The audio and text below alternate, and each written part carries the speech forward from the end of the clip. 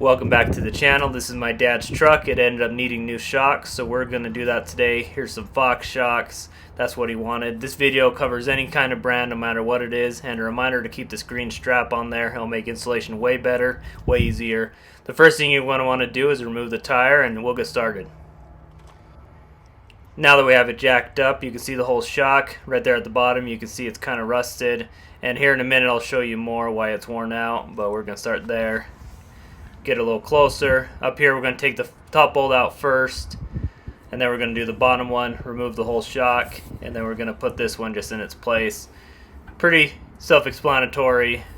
And just a reminder again to leave this green strap on there. I see way too many videos where they take it off, makes it way harder to install.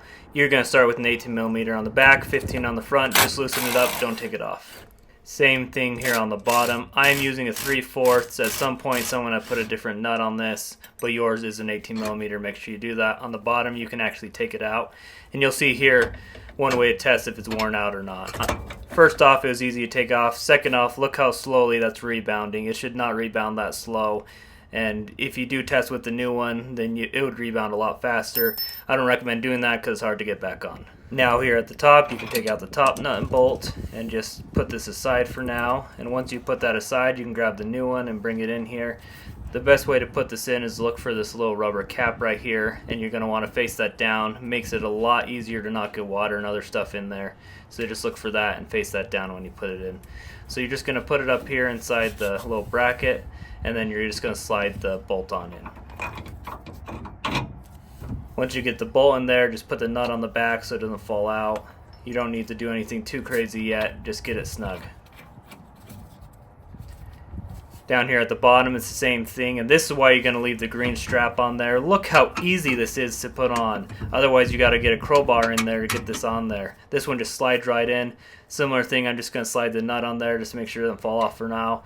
Again, make sure you don't do anything too crazy. I'm just going to hand tighten it.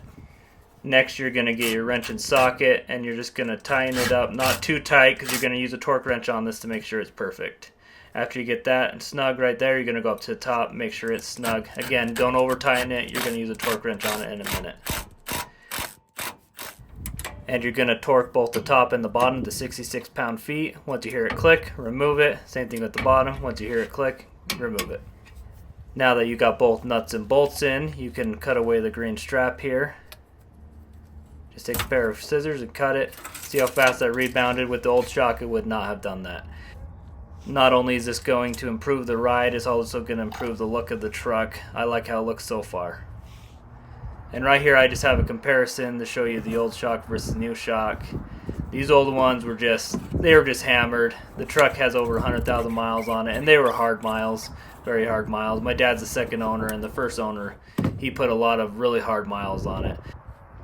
So on the driver's side, there's only one difference. The only difference is there's not a nut on the back, so you only need the socket on this side. Pretty easy to remove. Just get your socket on there and it comes right off. Again, you don't need anything on the back to hold it, and that's the only difference. Now I got the new shock in here on the driver's side. I'm just going to cut the strap, and look at that. I got shocks on both sides. I'm going to slap the tire back on there. It looks great from the side view. I love what I've done here. I'm really excited to see how it tows and hauls and how it rides off-road as well. My dad's going to be really happy. My mom's going to probably be more happy because she hated riding in this truck. So thank you, and we'll see you all next time.